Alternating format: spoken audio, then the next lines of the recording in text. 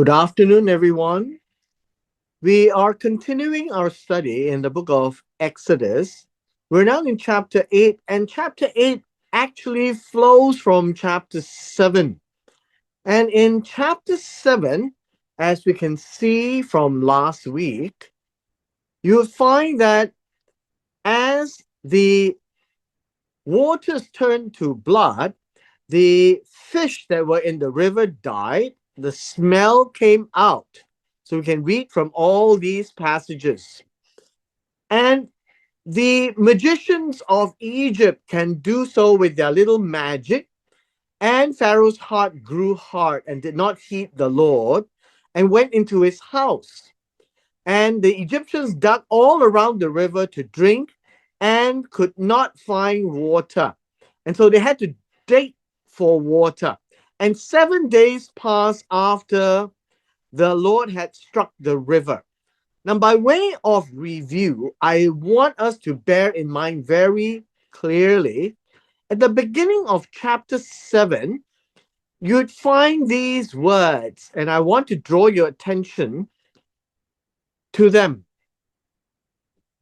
It says, God says, I will harden Pharaoh's heart. And how does God harden Pharaoh's heart? Look at this. The second part here says that God will add signs and wonders, right? Signs and wonders in the land of Egypt.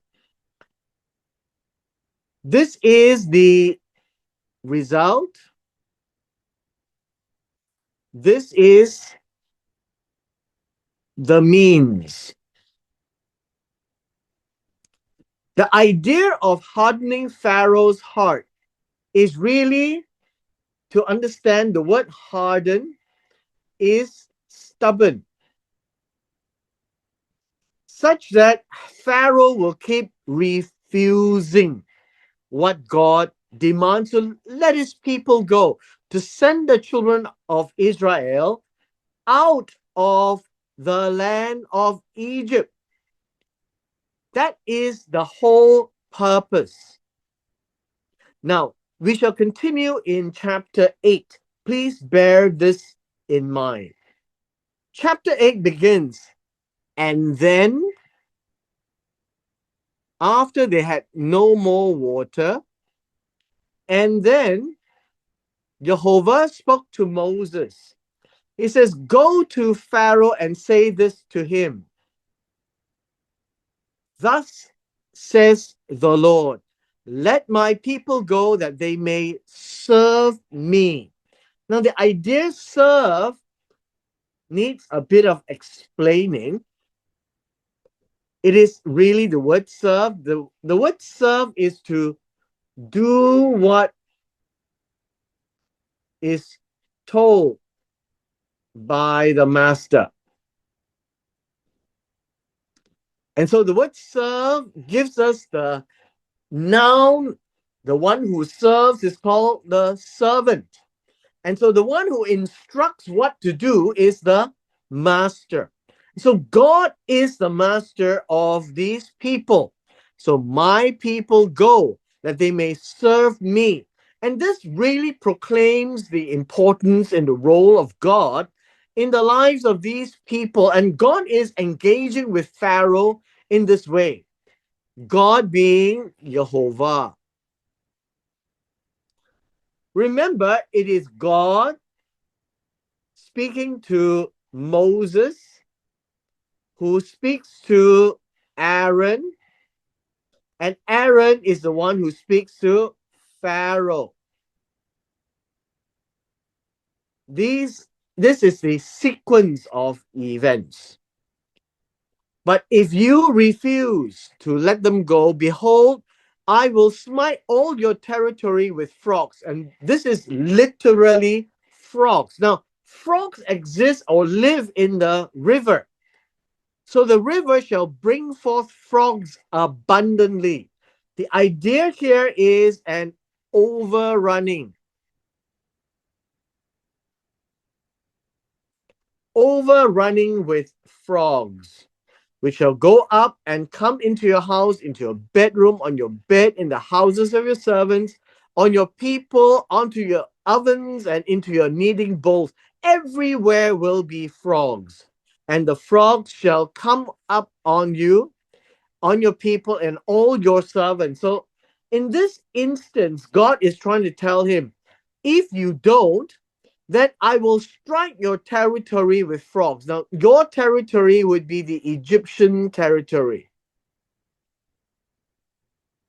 This is not Goshen, which is the territory of the Hebrew people. So, in this particular instance, it will be frogs everywhere. Verse 5. Verse 5 says, and then, understand that this after God has spoken, and then God says this to Moses, say to Aaron, stretch out your hand with the rod over the streams, over the rivers, over the ponds, and cause frogs to come out on the land. This particular instance is about frogs coming up on the land. And so this is really uh, more and more frogs than normal. And it is frogs everywhere. Instead of in the river, it's everywhere. The narrative goes in verse 6. And then this is what Aaron did.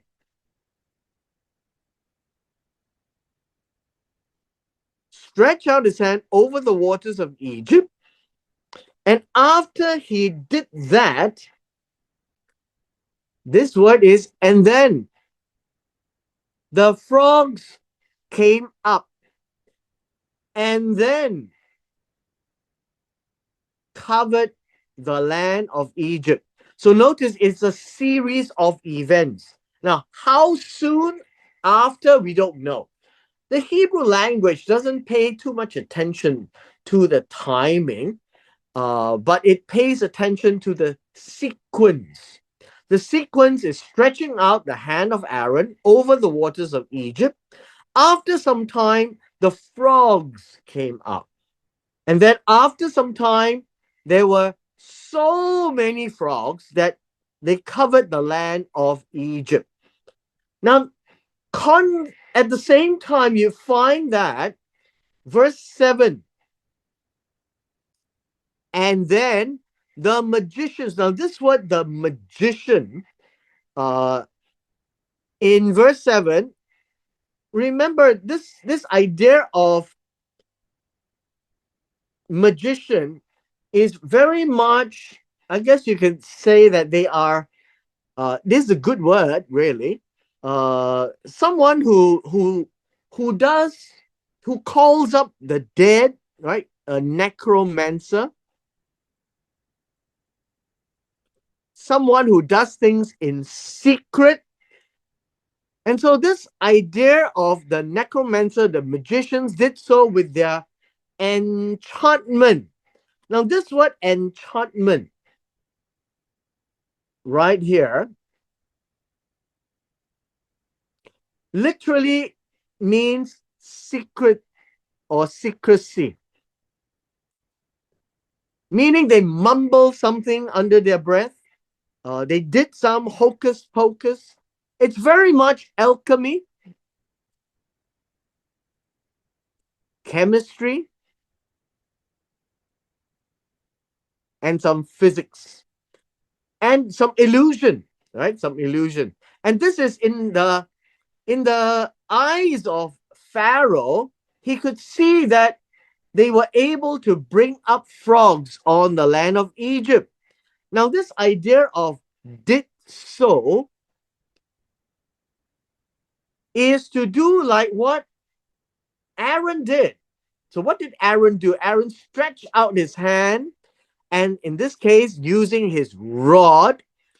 And by doing that, the frogs came out. So the magicians did the same and said their chants, hocus pocus. under their breath that nobody knows. It's a secret way of saying things. And they could actually conjure up some magic and brought up frogs on the land. Now, obviously, it is not in the same magnitude, but they could just mimic some of these things. So if you can do it, so can I, kind of situation. But obviously, Pharaoh can tell the difference. In verse 8, Pharaoh tells this difference. And then Pharaoh called for Moses and Aaron. Notice Pharaoh didn't say, I can do the same. Look at what he is saying.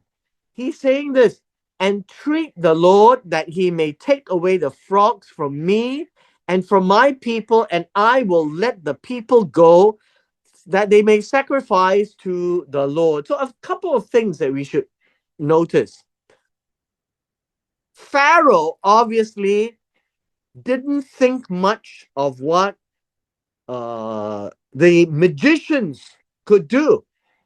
So it is important now for us to notice Pharaoh is not comfortable with what he saw by his magicians.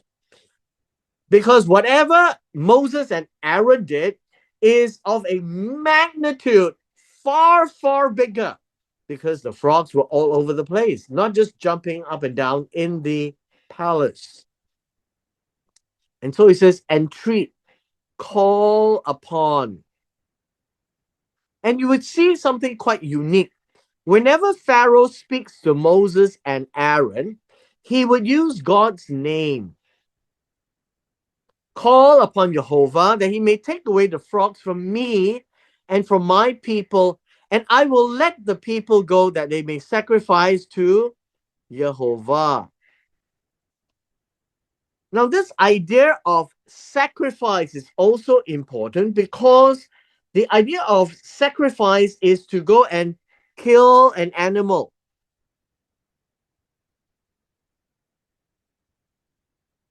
And God says that they may serve.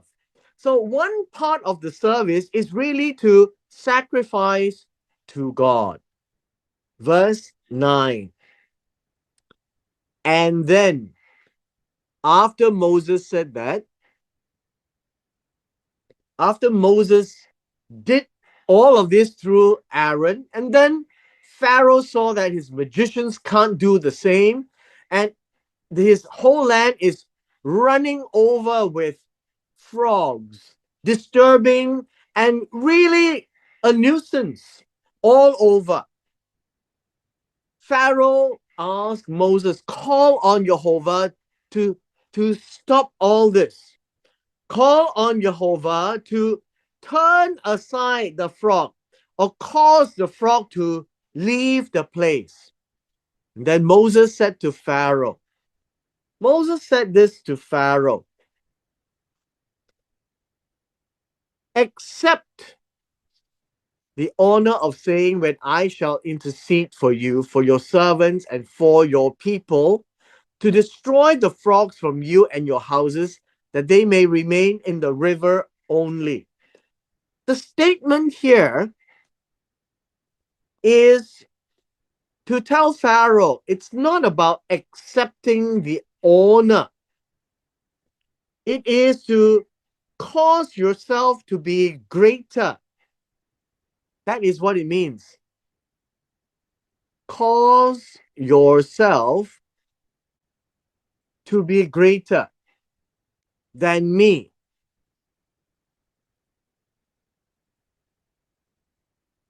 When I shall intercede for you, then you will see who is greater.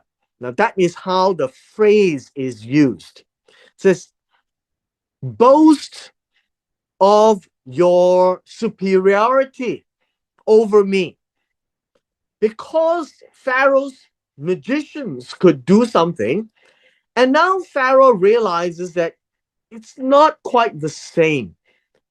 For when I shall entreat for you, for your servants, for your people to destroy the frogs, The idea of destroy the frogs is not to just basically shoo the frogs back into the water. Destroy means to kill the frogs from you and your houses, and they shall remain only in the river. And who has the power to do this? Moses. And so this is to show Pharaoh that God is greater than whoever Pharaoh has to do this. And so the idea is, when I think this is something which is normally missed out. The idea is this: when do you want me to do so? When? That's the question that Moses is asking Pharaoh. The reply is in verse 10. And then he said, tomorrow. So when is tomorrow? Why not now? So that is something which a lot of people are struggling with to figure out. Why didn't Pharaoh want all the frogs to be gone now? Why tomorrow? Perhaps he was waiting for the time to see whether this was a natural occurrence or that this is something from God. If it is a natural occurrence, it would have gone away. Perhaps it was the astronomy that has caused the frogs to do this. And so he said, tomorrow.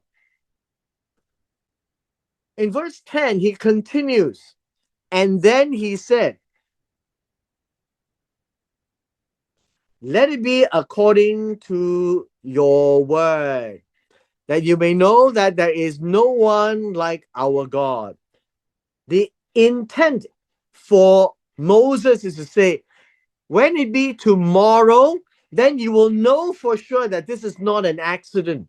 This is for real, that you may know. See, all of these miracles, all of these powers, all of these plagues is to show Pharaoh that there is no one like Jehovah, our Elohim. It is for them in Egypt to see who the God of the Hebrew people is. So that is the purpose of wonders, powers, miracles. It's all to see who God is. It is not a magic trick. It is not for entertainment. It is not for a personal pursuit. These words are important, that there is no one like Jehovah our God. After Pharaoh can see this, the frogs shall depart from you, from your houses, from your servants, and from your people. They shall remain only in the river. And when you see this, you will think of God. You will think of Jehovah. Verse 12. And then Moses and Aaron went out from Pharaoh, which is in the palace, and Moses cried out to the Lord concerning the frogs which he had brought against Pharaoh. Now, this word cried out is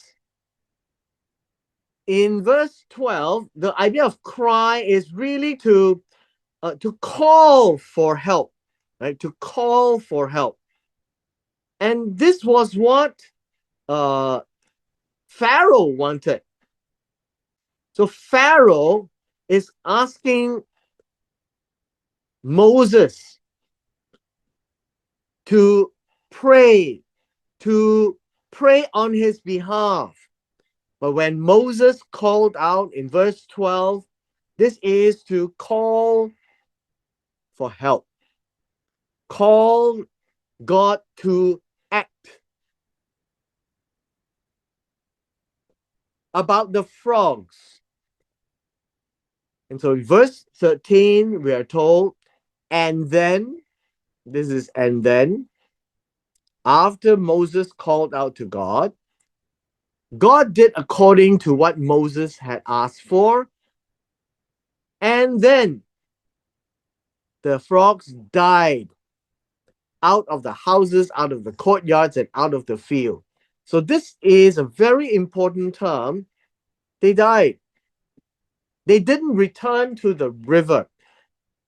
Again, when the fishes died in the river, it stank. So when the frogs died, they gathered them together in heaps and the land stank. So this is a magnitude of what God can do that is way, way beyond the magicians of the pharaohs. But verse 15 tells us this. And then when Pharaoh saw that there was relief. Now, the word relief talks about respite. Relief means can breathe again. That is literally what it means. When Pharaoh saw that he can breathe again, he hardened his heart and did not heed them, as the Lord had said. Remember, harden means to strengthen his heart. And to strengthen his heart is to make him stubborn. And if he's stubborn, he would not hear. See, it's a series of events that God has done. And remember, when God says, I will harden Pharaoh's heart, he is doing it by all these wonders. You can see this. All the wonders, powers, miracles to show who God is. And the more he sees the power of God, the more he is angry that he cannot do anything to challenge God. He is losing faith. Verse 16 says here, and then, please take note that these are all in a sequence, right? And then Jehovah said to Moses, says, say to Aaron, time to do another miracle. Stretch out your rod and strike the dust of the land so that it may become lice throughout the land of Egypt. So by way of understanding this, what Aaron has to do is to strike. And here is the dust of the land. Remember, the dust of the land or the Adamah, the soil, in Genesis chapter 2, verse 7, was what God used to make man. And so Aaron is using his rod and he strikes in onto the ground by striking the ground with his rod. The moment he strikes onto the ground, it actually brings up the dust.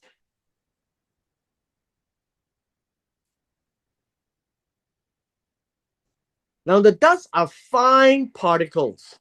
This miracle is a very unusual miracle because the dust turned to lice. So this is important. The dust turned into lice.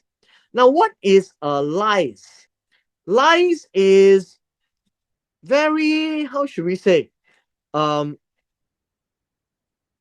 very small insects that bites, small little tiny insects that you can only see them when they are in big numbers. And these little insects come from the ground. It's very much like Genesis chapter 1, say verse 24, when God said, let the earth bring forth. And so in this case, it shows the power of God that he can bring forth living objects from the dust of the ground. Something which only God can do, because it is in the process of creation that we read in Genesis chapter 1, verse 24, right? Genesis 1, verse 24, that God instructed the ground to bring forth life. And so God told Aaron to do this, and suddenly the dust became lice. Verse 17, and then they did so. The dust became uh, these lice because Aaron and Moses did what God said. For Aaron stretched out his hand with his rod and struck the dust of the earth, and it became lice on man and beast. All the dust of the land became lice throughout all the land of Egypt. Please bear in mind that the land of Egypt is desert land. And desert land has lots of dust, which means that the dust will have the same number of lice that's turned into such living creatures that will go around biting. Now we read in verse 18, again, the magicians worked so with their enchantments to bring forth lice, but they could not. So, what does this mean? The idea of so worked or did the same. And so these magicians did the same with their secrecy, being able to speak under their breath very quietly, all the magic chants, and struck the ground. And all they could bring out was dust and not lice. And so they could not, means that they could not replicate like before water turned into blood, right? And then just now it was frogs that came out all over the place. They could produce frogs. Now they couldn't produce lice. And then there was lice on man and beast. Now, verse 19 is interesting. It says, and then the response is this. And then the magician said to Pharaoh, they said, this the finger of God. Notice the magicians do not know God. When Pharaoh speaks to Moses and Aaron, he addresses him as Jehovah. In this case, the magicians told Pharaoh, this is the finger of Elohim. The finger. Now, it is not the hand, so we need to pay attention. Finger versus hand. Finger is small, hand is great. When God does work, well, in this case, the magician said this is a small thing. It's just lights, right? It's not a major big thing. So it's called the finger of God. And by doing so, notice what happened. It says here that Pharaoh's heart grew hard. He did not heed them, just as the Lord had said. Remember, growing hard is getting more stubborn. Verse 20. And then the Lord said to Moses, okay, wake up early in the morning and stand before Pharaoh when he comes out to the water. Then say to him, thus says the Lord. Now remember, again, this is like the instance where they were standing across from the river. That is the picture that we are getting here. As we have the river flowing, we have Pharaoh standing on one side and Moses and Aaron on the other side. And so this is what it means to face Pharaoh. That is the only way to face Pharaoh, to be across from the river. And tell Pharaoh this: Thus says the Lord, let my people go that they may serve me. Again, a repeat. Or else, if you will not let my people go, behold, I will send swarms. Now, this idea of swarms is a bit mistranslated. The idea here is swarms only in verse 20. Swarms literally means a lot of things, a lot of things, moving things. And that is what swarms actually means. Swarms are large number. Now, what could this be? Right? What could this be? Now, many people have struggled with this because the word there does not shed light as to what exactly is swarming, or so many of them coming around. Now, some people are looking at this as, say, mosquitoes or flies, as we have suggested by the translator here. But what is interesting is that we are not really told exactly what swarms are. And the word swarms here fundamentally means just a lot of things, mixture of things, mixture of perhaps insects, perhaps they are beasts. But more important is we don't exactly know what. So we can't say for sure they are flies. Could be animals. We send swarms on you and your servants, on your people, and into your houses. The houses of the Egyptians shall be full of swarms, and also the ground which they stand. And in that day I will set apart the land of Goshen in which my people dwell, that no swarms shall be there, in order that you may know that Ani Jehovah, in the midst of the land, I will make a difference between my people and your people. Tomorrow, this sign will happen. It is important now to see that God is stepping up in terms of the wonders and powers. If Pharaoh will not let my people go, send them away to serve me, then God says, I will send swarms. I will send large number either of insects or little beasts, little creatures. Perhaps you want to say that. And it's everywhere. And it's also the ground on which they stand. Everywhere is filled with these.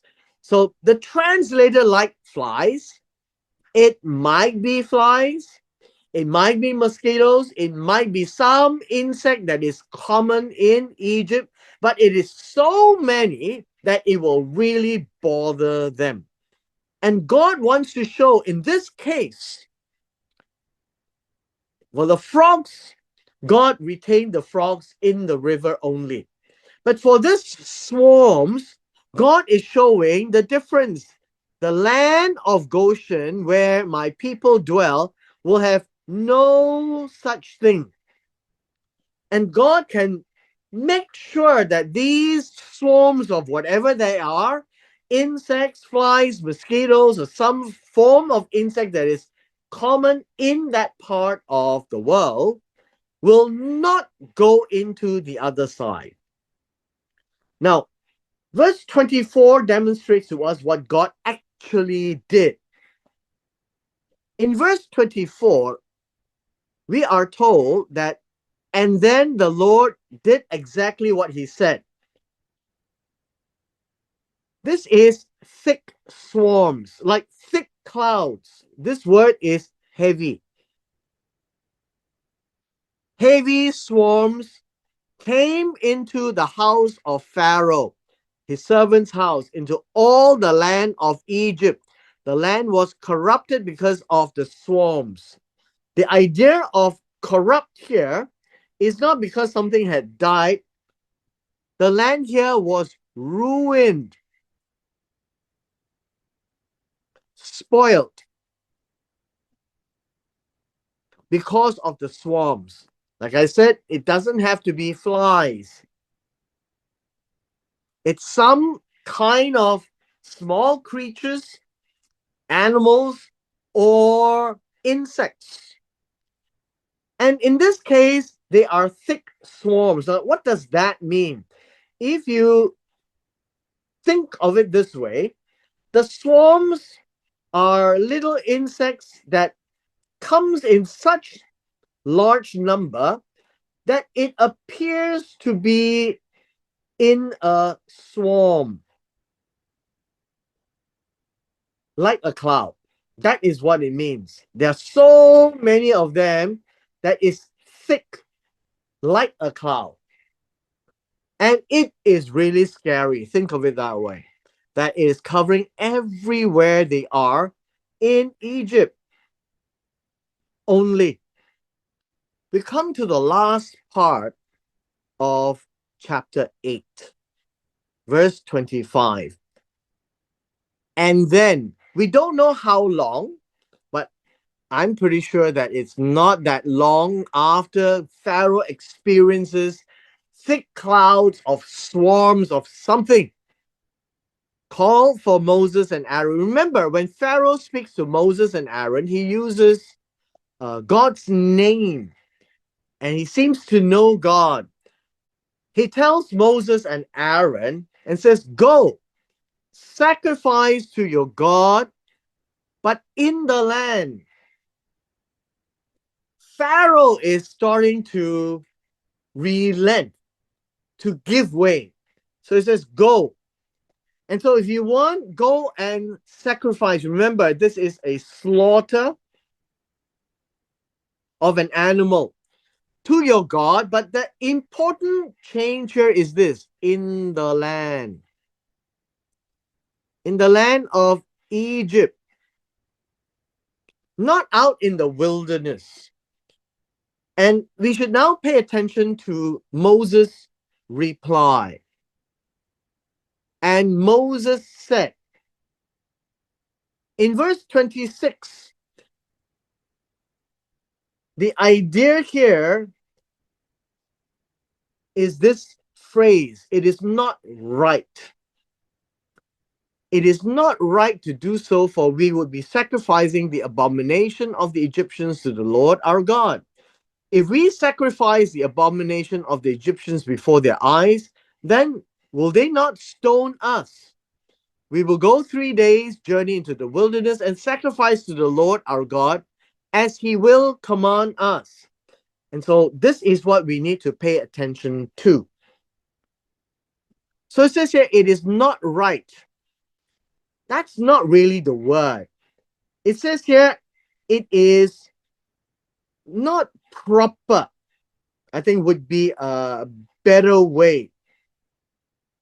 It is not standing.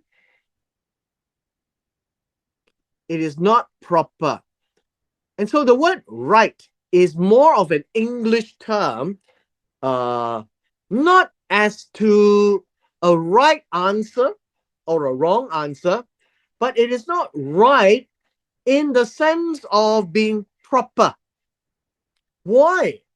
Why would it not be proper to do so? For we, the Hebrew people, will be sacrificing, and this idea of sacrificing will be slaughter. And it says here the abomination, the disgusting thing. Please read the word abomination whenever you see that with regards to not an act, but of a thing, then the abomination means the idol, the deity.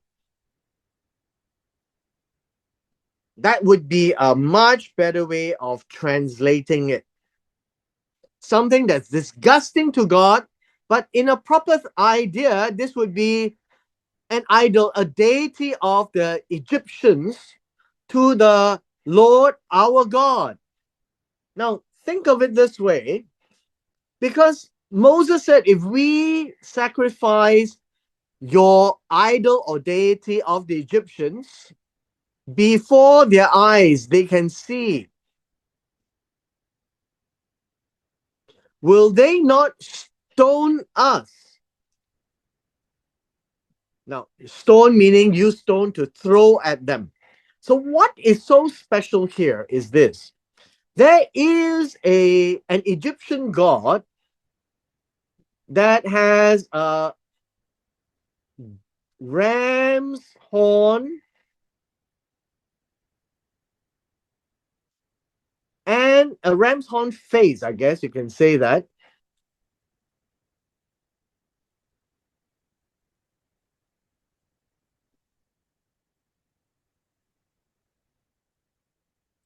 And then it's got a human body.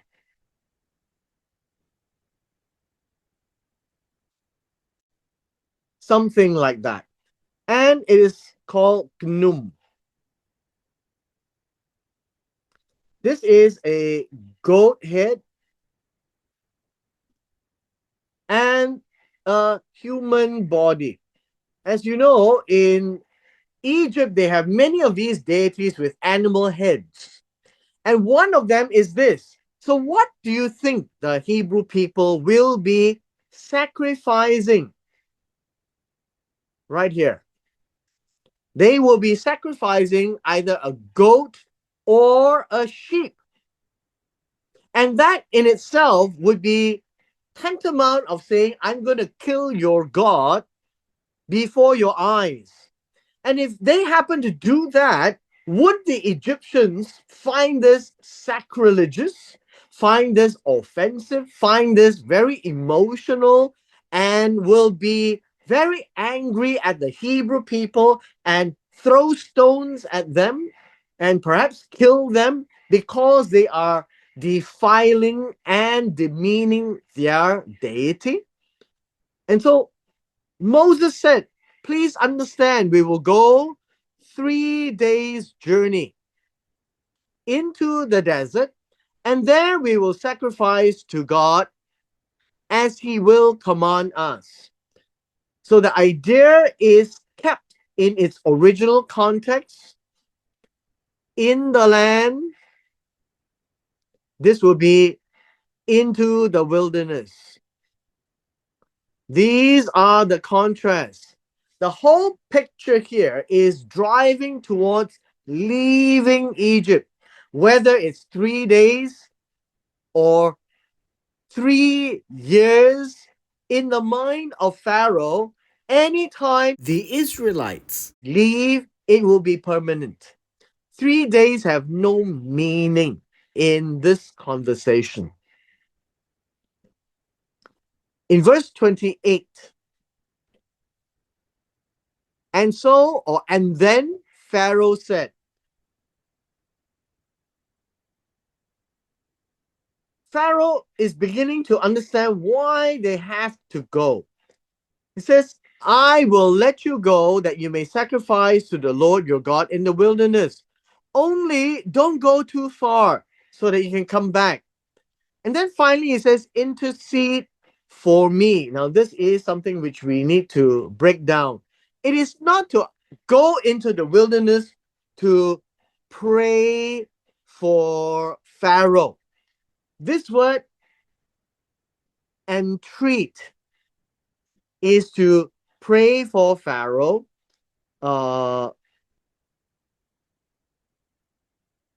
behind where he's not there, right? Intercede. This really doesn't mean intercede for me. It's to pray, pray on behalf, or pray on behalf, I guess you can say that, on behalf of me.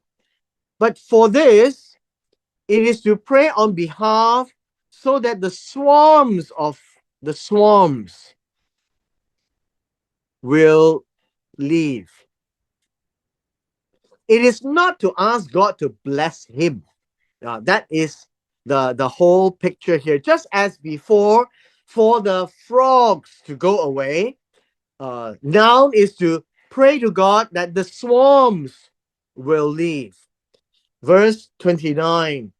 And then Moses said, indeed, I am going out from you, and I will entreat the Lord. This is the same word, to pray on your behalf. Think of it this way: intercede for me is to entreat God. And then these are the same words: entreat for me, and I will entreat to Jehovah that the swarms may depart tomorrow from Pharaoh, from his servants, and from his people. With this, you can see that Pharaoh is not talking to Moses to let them go out into the wilderness so that they can actually have a prayer meeting to bless Pharaoh. It is to pray to God, to call on God to remove the swarms. And Moses said, sure, I will do that, but let Pharaoh not deal deceitfully anymore. Now, this idea of deceitful literally means, um how should you say, uh to be cheating, to deal in a cheating way, to deal in a way to mock God. Now, what does that mean? In a way, it is like deception, but it is to say yes and then says no. That is what it is. This word here, deceitful. That Pharaoh says yes, and then he turns around and says no. And so Moses said, don't you do this anymore in not letting the people go to sacrifice to the Lord. Verse 30. And then Moses went out from Pharaoh and entreated or called on God. Same word. All right, same word, which is this as well. So we have it 3 times. And the Lord did according to the words of Moses. He removed the swarms from Pharaoh, from his servants, from his people. Not one remained. As opposed to the frogs were in the river. And that's where they should be, not on land. But here, the swarms are no longer around, and they are very different. Right? But after the swarms disappeared, it says here, no one remained here, literally means disappeared. No longer in sight. And then, as a result, and then Pharaoh strengthened his heart this time also. Neither would he let the people go. So Pharaoh is doing exactly the same. He said yes, and then now he said no. One more time. And this is an evidence that Pharaoh's heart is getting stronger and stronger, harder and harder. So more and more stubborn, because all the miracles is showing that Pharaoh must be forced to bow down to God. That God is trying to show Pharaoh, Ani Jehovah, I am God. There is no one like me. All the miracles and wonders that God is doing through Moses and Aaron is to demonstrate to Pharaoh that you are not my equal. You can't fight me. But as each event happened, Pharaoh says yes because he couldn't fight God, but he says no when all these things have disappeared. It's like a little game to Pharaoh, but it's a game where Pharaoh is now feeling more and more humiliated. Pharaoh is seeing that more and more he is not able to control the situation. Pharaoh is noticing that more and more he is pushed into a corner where it will come to a point in time where he has no choice but to say yes and don't say no. Now, that is where all these events that Moses and Aaron is doing is forcing Pharaoh in the course of the few months. It is important for us to then realize the hardening of Pharaoh's heart is by showing the miracles, the wonders, the signs, the plagues, to tell Pharaoh that you're nobody. You are not my equal. You cannot fight me. And I will show you that there is no God like me, no matter what you think in Egypt.